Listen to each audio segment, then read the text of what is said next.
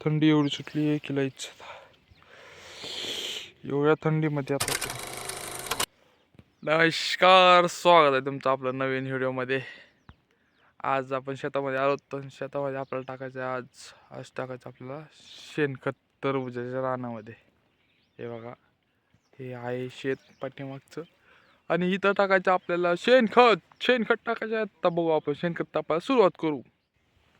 हे आहे शेणखत. ह्या शेणखताने आपल्याला पूर्ण शेतामध्ये टाकायचं आहे. एवढ्या मोठ्या शेतामध्ये टाकायचं. आणि हे आहे आपल्याला शेणखत.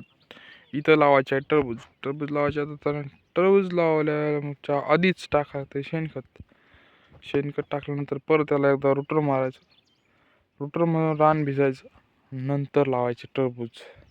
आता हे बघा, इथं आहे आपलं, हे इथं लावायचे टरबूज. पलीकडे आहे आपला गहू आणि इकडं आता आपला सगळं ऊस ते गेलेला आहे आणि ऊसाला पाणी दिलेलं आहे. खतपीठ टाकून सगळं ओके मध्ये झालेलं आहे ऊसाचं.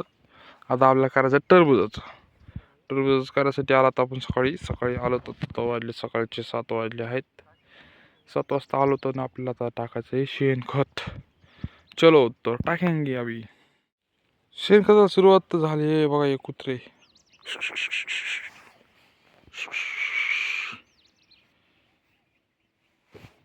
थंडी एवढी सुटली आहे की लईच.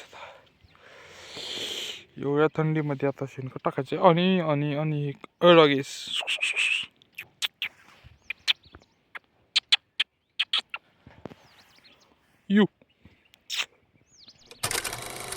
फायनली पूर्ण शेतामध्ये शेणखत टाकून झालेलं आहे. आणि आपल्याला लागले आहे तो जवळपास 2 दिवस. एका दिवशी अर्ध टाकलं, एका दिवशी अर्ध टाकलं. त्याच्यामुळं आता आपलं पूर्ण शेणखत टाकायचं झालेलं आहे. आणि आता आपल्याला परत टाकायचे त्याच्यामध्ये थोडंसं अजून खत टाकायचं आहे. हे आणलेले दाबून खतं, आणि हे खतं आता आपल्याला टाकायचे आहेत. आधी शेणखत टाकलेलं आहे आणि आता हे आपल्याला टाकायचं आहे शेतामध्ये. हे पूर्ण खतं काढले आहेत. काढल्या झाल्यानंतर आपण आता ह्या पूर्ण शेतामध्ये टाकणार आहोत. तर पुढे बघूयात आपण नेमकं काय काय होते, काय काय नाही. तर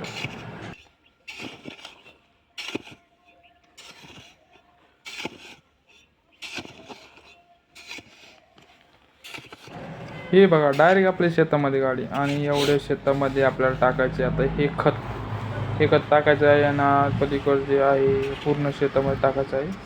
आणि पूर्ण शेतामध्ये टाकल्यानंतर परत आपल्याला त्याला रोटर मारायचं आहे. रोटर मारून परत मग पुढले कामं अजून त्याला करायचं आहे. आता हे पूर्ण शेणखत आपलं खत ते काढून मग पुढे बघूया, टाकून ते घेऊन. फायनली पूर्ण आपलं खत टाकायचं झालेलं आहे. आणि आता आपल्याला बघू आता अजून काय करायचं होतं. तर आता बघा, आपण खतपीठ टाकलं आहे, शेणखत टाकलेलं आहे. आता याला रोटर मारायचं परत एकदा. रोटर मारून परत याला टिपं खातायचं आणि नंतर लावायचं टरबूज. आता आपण खतपीठ टाकलं आहे, बघू आता काय होते काय नाही.